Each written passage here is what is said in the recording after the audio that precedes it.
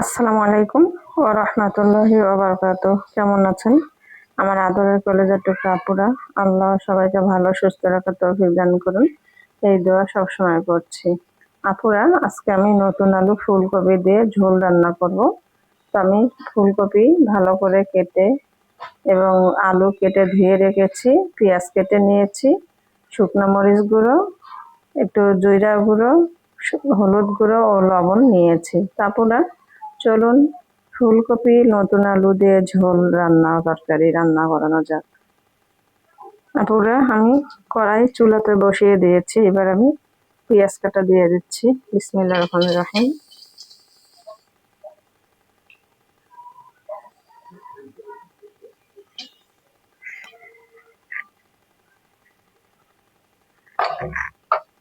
দিয়ে দিব সরিষার তেল,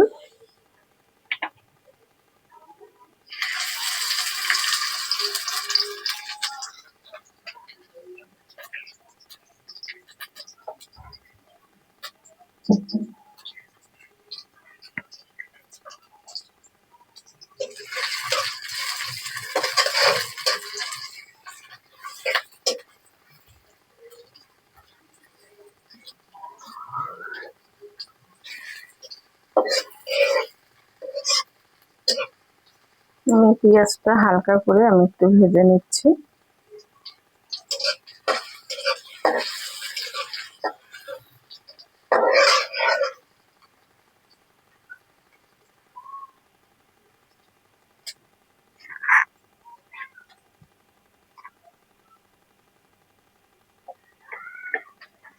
এবারে দিয়ে দিব আদা রসুন বাটা। একটু আদা রসুনটাও ভেজে নেব, আর আদা রসুন তেলে না ভেজে নিলে তরকারিটার মধ্যে একটু গন্ধ করে, সেটাও ভালো লাগে না।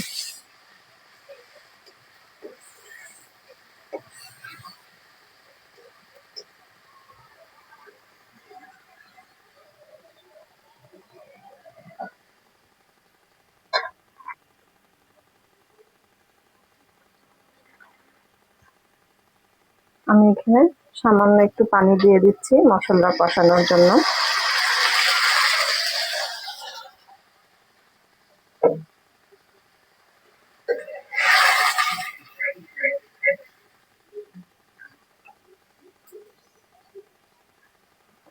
এবার আমি দিয়ে দিব হলুদ গুঁড়ো, শুকনো মরিচ, জিরা ও লবণ।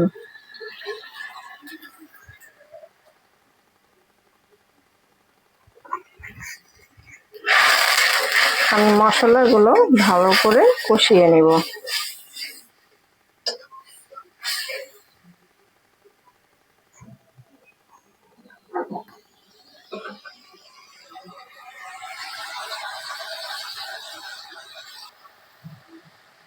মশলা কষানো হয়ে গেছে, এবার আমি ফুলকপি নতুন আলু দিয়ে দিব।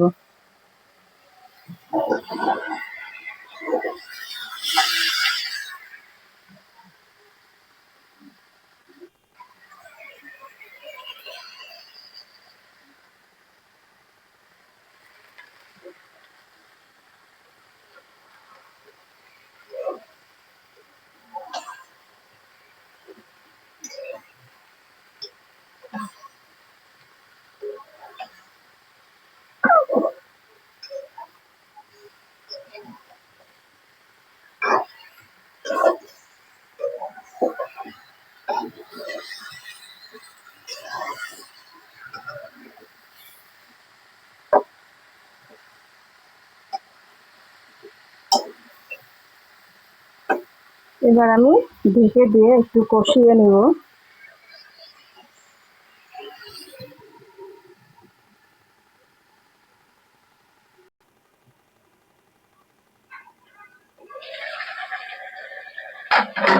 আপুরা, আমি এবারে টমেটো দিয়ে দিব।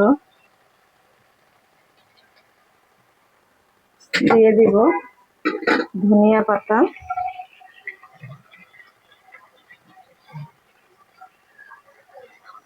ফুলকপি, টমেটো, আলু ও ধনিয়া পাতা দিয়ে আপনারা যদি ঝোল রান্না করে খান বা এই তরকারিটা বাসি করে রান্না, আজকে রান্না করলে কালকে খেলে অনেক মজাদার হয়। আর এখন তো একটু শীতকালীন, এখনো গরম ঠিক মতো পড়েনি, এখনো এই তরকারিগুলো খেতে ভালো লাগে। সবসাথে বাসি তরকারিটা খেতে ভালো লাগে পরের দিন।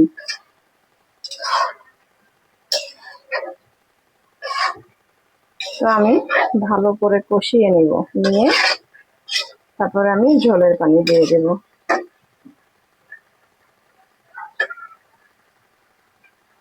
আমি ঢেকে দেব আবারও।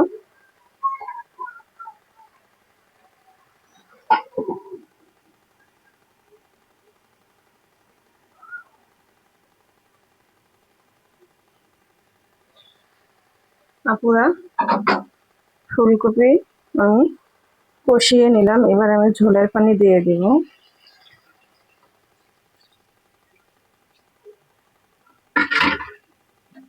দিয়ে দিলাম ঝোলের পানি।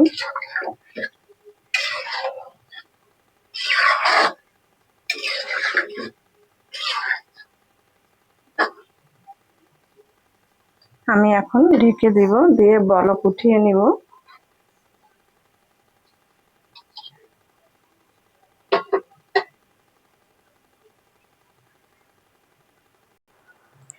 আপুরা, হয়ে গেল নতুন আলু টমেটো ফুলকপি ঝোল রান্না তরকারি।